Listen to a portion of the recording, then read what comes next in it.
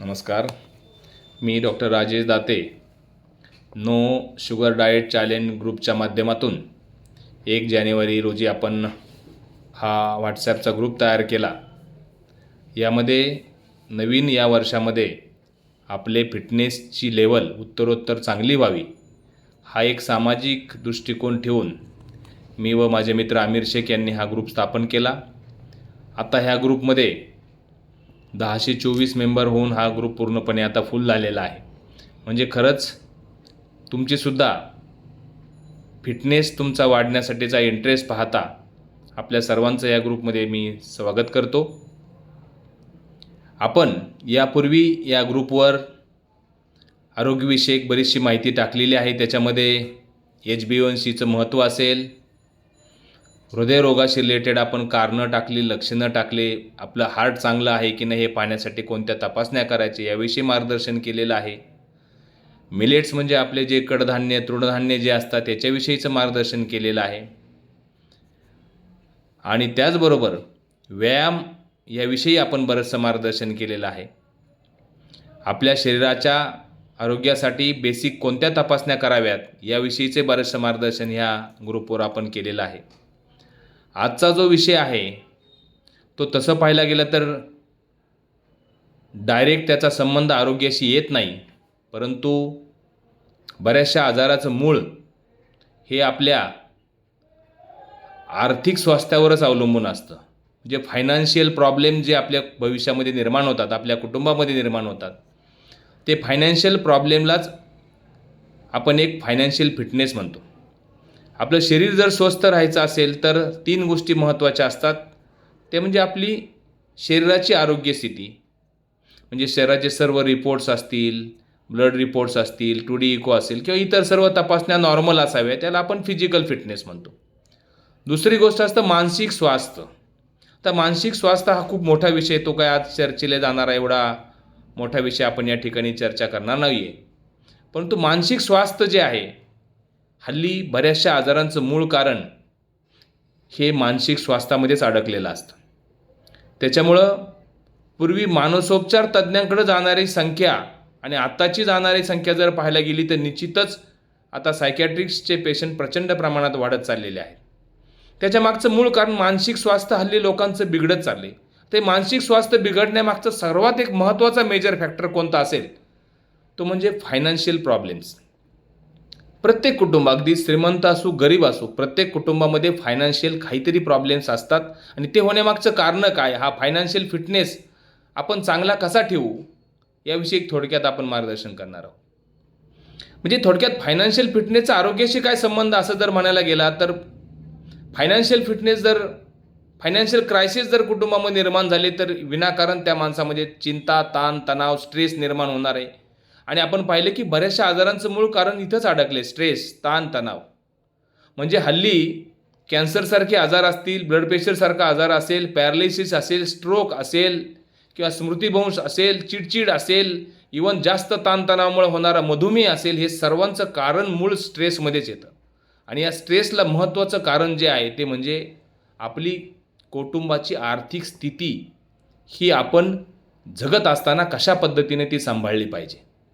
आपण पाहिलं असेल की भविष्यामध्ये आपल्या कुटुंबातील सर्वांना जे संभाव्य भविष्यामध्ये येणारे धोके आहेत त्याचं संरक्षण मिळवण्यासाठी केलेल्या आर्थिक योजनेची तरतूद जर योग्य पद्धतीनं केली तर निश्चितच तुम्हाला त्यामधनं येणारा ताणतणाव हा निर्माण होणार नाही.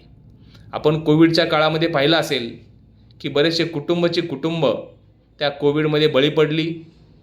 पूर्णपणे संपूर्ण कुटुंबाला हॉस्पिटलमध्ये ॲडमिशन करण्यापासून तो खर्च जो झाला, त्यामुळं ते कुटुंब, आधीच त्या काळामध्ये नोकऱ्या नव्हत्या, बिझनेस नव्हते आणि त्याच्यामध्ये हा खर्च डबल टिबल होत गेला आणि त्याच्यामुळं कुटुंब पूर्णपणे रस्त्यावर आल्याची खूप उदाहरणं आपल्याला पाहायला मिळाली. मग हे जर प्रॉब्लेम्स भविष्यामध्ये आपल्या कुटुंबाला येऊ नयेत किंवा आलेले ज्या गरजा असतील भविष्य काळामध्ये, आजाराच्या असतील, शैक्षणिक असतील, मुलाच्या लग्नाच्या असतील, याचा स्ट्रेस प्रत्येक पुरुषाला, प्रत्येक स्त्रीला आपल्या कुटुंबामध्ये येत असतो. आणि या स्ट्रेसमधनं जर बाहेर पडायचं असेल तर आपलं आर्थिक नियोजन हे अत्यंत गरजेचं आहे. त्या आर्थिक नियोजनामध्ये बेसिकली आपण पैसे किती बचत केले, त्याचबरोबर किती गुंतवणूक केले आणि आपल्या निवृत्तीच्या काळामध्ये आपण त्याच्या दृष्टीनं काही प्रयत्न केलेत का, या सगळ्या गोष्टीचा विचार जरूर केला पाहिजे. कारण मनुष्य हा प्राणी असा आहे की तो भविष्यकाळाची प्रत्येक कुटुंबाला, प्रत्येक मनुष्याला ही चिंता असतेच.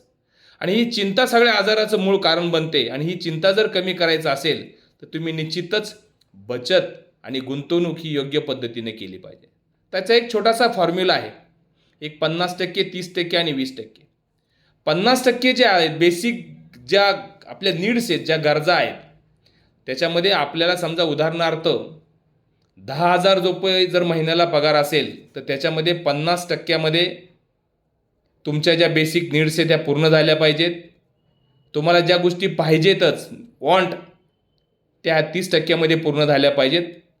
आणि 20% त्या तुमच्या पगारातली किंवा तुमच्या उत्पन्नाची बचत झाली पाहिजे.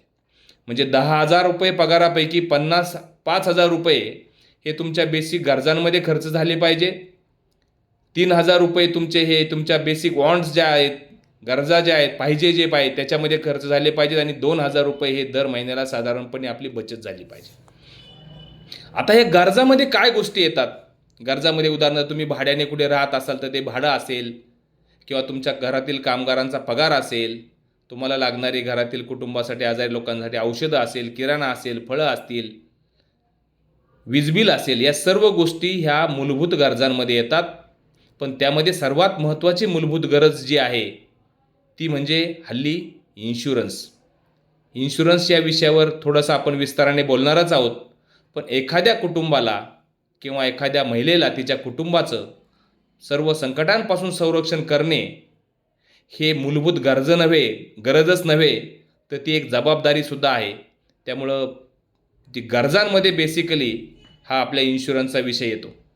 दुसरा गोष्ट येतो म्हटलं वॉन्ट्स, म्हणजे आपले मनोरंजन आहे. मनुष्याने जीवन जगत असताना सगळ्या गोष्टी एन्जॉय केल्या पाहिजे. त्याला ज्या छंद आहेत, ज्या गोष्टी आवडतात, त्या सर्व गोष्टीमध्ये सुद्धा त्याने आपला वेळ घालवला पाहिजे.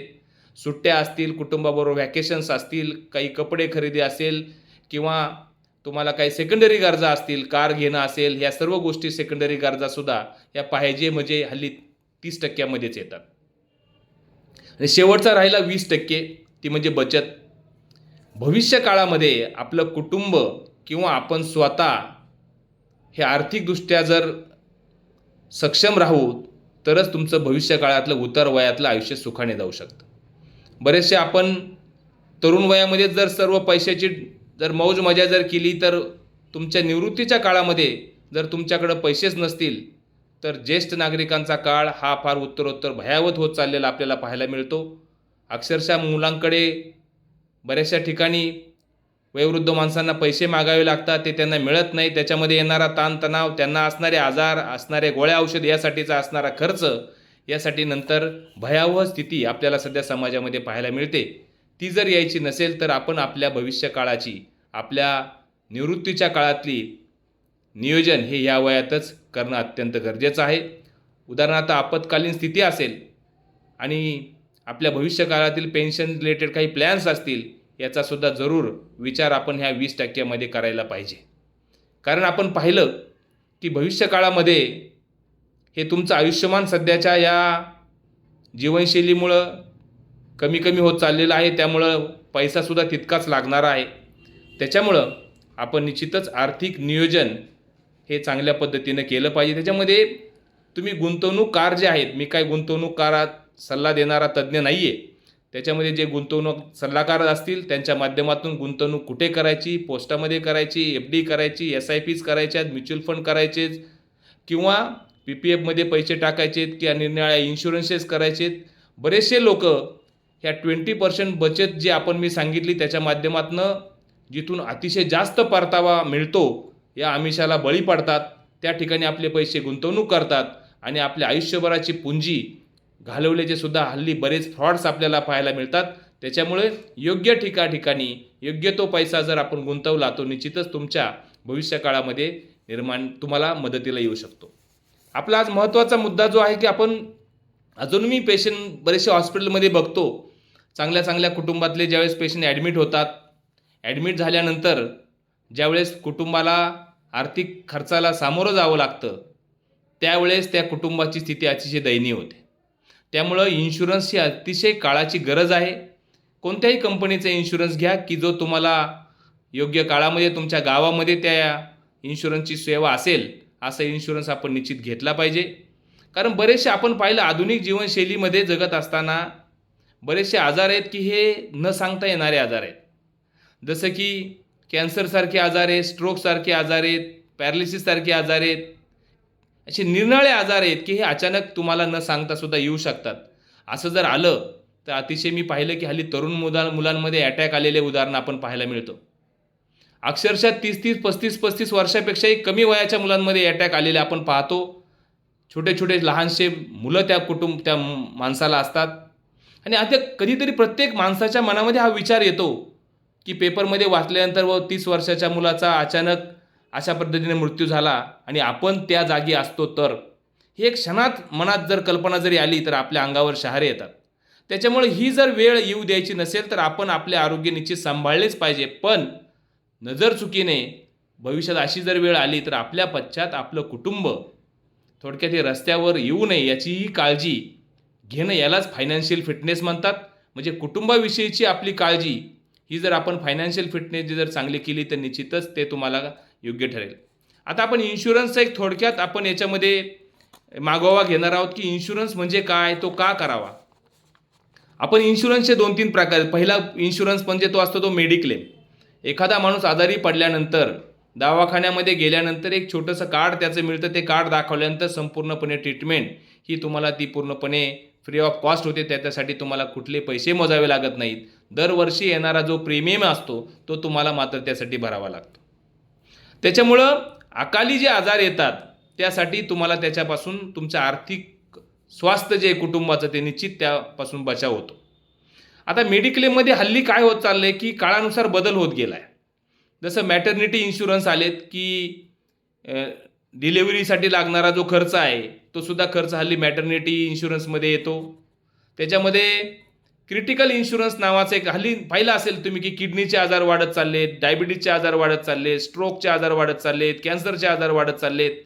ह्या निरनिराळ्या क्रिटिकल आजारांसाठी एक वेगळे इन्शुरन्सेस काढलेले आहेत की त्याच्यामध्ये होणारा खर्च आहे हा क्रिटिकल इन्शुरन्समध्ये हल्ली मोडला जातो आणि त्याच्यामुळं त्याच्यामध्ये तो कव्हर होतो आणि आपल्याला आर्थिक भुर्दंड सहन करावा लागत नाही.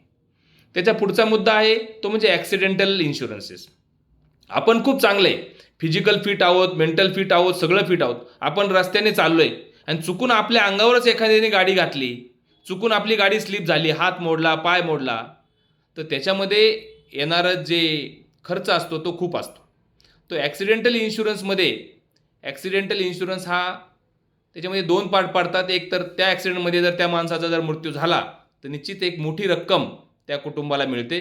आणि दुसरी गोष्ट पार्शियली हँडिकॅप झाला म्हणजे हातच तुटून पडला, पाय मोडला गेला, पाय बाजूला पडला, कान तुटला, डोळा तुटला, पार्शियली हँडिकॅप झाला तरी मोठी रक्कम. म्हणजे आपण आज पाय तुटला आणि आपण जे काम करणार आहोत भविष्यामध्ये तेच आपण जर काम करू शकलो नाही तर त्याच्यामुळं कुटुंबाची आर्थिक स्थिती निश्चित बिघडणार आहे. त्यासाठी जर ॲक्सिडेंटल पॉलिसी इन्शुरन्स जर केला तर निश्चितच तो तुमच्या कुटुंबाला फायदेशीर ठरू शकेल. कारण आपण चांगलं चाललोय पण आपल्या अंगावरच जर एखाद्याने गाडी घातली तर त्याला तुम्ही काही करू शकणार नाही. आणि शेवटचा सगळ्यात आवडता माझा इन्शुरन्स तो म्हणजे टर्म इन्शुरन्स. टर्म इन्शुरन्सच्या अगोदर मी बोलेल की हल्ली आपण पाहिलं असेल की सर्व व्यवसायदार आपला व्यवसाय करतात. दुकान असेल किंवा शेती असेल या सगळ्या ठिकाणी हल्ली इन्शुरन्सेस निघालेले आहेत. एखादं दुकान चुकून आगीने जळलं तरी पण हल्ली त्याच्यासाठी सुद्धा इन्शुरन्सेस निघालेले आहेत. आपण विमानात गेलो तरी विमानामध्ये सुद्धा इन्शुरन्स हा केला जातो, ट्रॅव्हल इन्शुरन्स केला जातो. त्याचबरोबर हल्ली आपले जे शेतकरी बांधव आहेत हल्ली त्यांच्या पिकाला हमी भाव नाही किंवा अवकाळी पाऊस असो या सगळ्या गोष्टीमुळे त्यांच्या शेतीचं नुकसान होतं. त्याच्यामध्ये सुद्धा शेतीच्या नुकसानासाठी एक शेतकऱ्यांचा पीक विमासारखे इन्शुरन्सेस आहेत. परंतु इन्शुरन्सच्या विषयी अजूनही समाजामध्ये प्रबोधन करणं गरजेचं आहे. आता टर्म इन्शुरन्सविषयी शेवटी मी एवढं सांगेल की टर्म इन्शुरन्स म्हणजे काय. बरेचसे मी माझ्या समवयस्क काही डॉक्टर्स असतील, काही माझे मित्र असतील, अजूनही बऱ्याचशा चांगल्या घरामध्ये टर्म इन्शुरन्सचं महत्त्वच लोकांमध्ये पटलेलं नाही आहे. टर्म इन्शुरन्स म्हणजे एक मोठी रक्कम आपल्या पश्चात चुकून आपला ॲक्सिडेंटल डेथ होऊ, कोणत्याही कारणाने आपली डेथ होऊ, त्या डेथमध्ये एक मोठी रक्कम आपल्या कुटुंबाला मिळते. आता आपण जर म्हणाल की माझ्या पश्चात प्रत्येकाला एवढीच काळजी असते की अचानक माझ्या काही कारणानं माझा जर मृत्यू झाला तर माझ्या मुलांचं काय होणार, माझ्या मुलांचं शिक्षण कसं होणार, मुलीचं लग्न कसं होणार, माझ्या मिसेसला कोणापुढे हात पसरावे लागतील का, ही प्रत्येकाच्या मनामध्ये भीती असते आणि ही भीतीच निरनिराळ्या आजाराला आमंत्रण देते. म्हणून आपण आजचा विषय घेतो की फायनान्शियल फिटनेस जर चांगला असेल तर तुमचे आरोग्य, शारीरिक आरोग्य निश्चित चांगलं राहू शकेल. टर्म इन्शुरन्स हा असा प्रकार आहे की या टर्म इन्शुरन्समध्ये कोणत्याही कारणाने जर मृत्यू झाला तर तुम्हाला एक मोठी रक्कम मिळते. उदाहरणार्थ जर सांगायला गेलं तर समजा मी माझ्या कुटुंबासाठी 1 करोडचा इन्शुरन्स केला. 1 करोडचे इन्शुरन्स केल्यानंतर हे पण कसं ठरलं जातं की तुमचे महिन्याला इन्कम किती, त्याच्या किती पट इन्शुरन्स करता येतो, ही इन्शुरन्स कंपन्या तुम्हाला सांगतात. त्या पद्धतीनं तो टर्म इन्शुरन्सचा प्लॅन असतो. वयवर्ष 70 असेल, काही कंपन्यांचा 80 वर्षापर्यंत तो टर्म इन्शुरन्स तुम्हाला दिला जातो. साधारणपणे 12 ते 15 वर्ष त्याचा हा हप्ता असतो. त्याची हप्त्याची रक्कम जरी जास्त असेल परंतु त्याच्यातनं मिळणारा परतावा हा तुमच्या कुटुंबासाठी खूप मोठा असतो. उदाहरणार्थ जर सांगायचं झालं तर समजा तुमचं वय आता 30 आहे. 30 वर्षामध्ये तुमचं 30 वय असताना तुमच्या कुटुंबाची प्राथमिक गरजा ज्या आहेत, आता मी सांगितले 50%, 30%, 20%, याच्यामध्ये जर गरजा तुम्ही साधारणपणे एक 20,000 तुमची समजा साधारणपणे महिन्याला गरज आहे. म्हणजे तुम्ही आज उद्या तुमचा मृत्यू झाला तर तुमच्या वर्षाला तुमच्या कुटुंबाला किती पैसे लागणार आहेत? 12×2=24, साधारणपणे 2.5 लाख रुपये लागणार आहेत. आणि तुमच्या कुटुंबातले जे मुलं असतील, मुली असेल, यांचं शिक्षण होण्यासाठी, त्यांचं लग्न होण्यासाठी, लग्नासाठी लागणारा पैसा आणि तुमच्या मिसेसला, तुमच्या पत्नीला भविष्यकाळामध्ये तिच्या उदरनिर्वाहासाठी लागणारा पैसा हा साधारणपणे पुढे 20 वर्ष तो लागणार आहे. म्हणजे 2.5 लाख गुणिले 20 वर्ष म्हणजे साधारणपणे ॲव्हरेजली 50 लाख रुपये आज तुम्ही जरी गेला तर तुमच्या कुटुंबाची पुढची गरज 50 लाखाची आहे. त्याच्यामुळं आपलं उत्पन्न पाहता, मी म्हणत नाही की 50 लाखाचा तुम्हाला टर्म इन्शुरन्स मिळाला पाहिजे किंवा 1 करोडचे मिळाला पाहिजे. तुमचं आर्थिक उत्पन्न किती आहे त्याच्या पट त्याचा टर्म इन्शुरन्स ठरला जातो. परंतु टर्म इन्शुरन्स ही काळाची खूप गरज आहे. माझं व्यक्तिशः सर्वांना सांगणं आहे की जरी तुमच्याकडे मेडिक्लेम पॉलिसी असेल, ॲक्सिडेंटल पॉलिसी असेल, तरी प्रत्येकाने आपापला टर्म इन्शुरन्स हा केला पाहिजे, जेणेकरून भविष्यकाळामध्ये आपल्या मनामध्ये ज्यावेळेस आपल्या कुटुंबाविषयी, आपल्या मुलाविषयी, मुलीविषयी, पत्नीविषयी ज्यावेळेस विचार येतात की अचानक समजा चुकून माझं काही झालं तर ही जी कल्पना मनामध्ये कुठेतरी संचारते आणि त्याच्यामध्ये तो स्ट्रेस फॅक्टर निर्माण होतो आणि त्याच्यामधनं आपलं आरोग्य बिघडू शकतं. त्यासाठी आता मी छोट्या छोट्या गोष्टी सांगितल्यात, या विमा रिलेटेड किंवा गुंतवणूक रिलेटेड मी काही कुठला तज्ज्ञ नाही आहे, परंतु या गोष्टी मी माझ्या जीवनात अवलंबल्यात किंवा मला ज्या योग्य वाटल्यात त्या मी या ठिकाणी तुम्हाला सांगण्याचा प्रयत्न केला. फायनान्शियल फिटनेसच्या माध्यमातून तुम्ही तुमचं आरोग्य चांगलं ठेवा.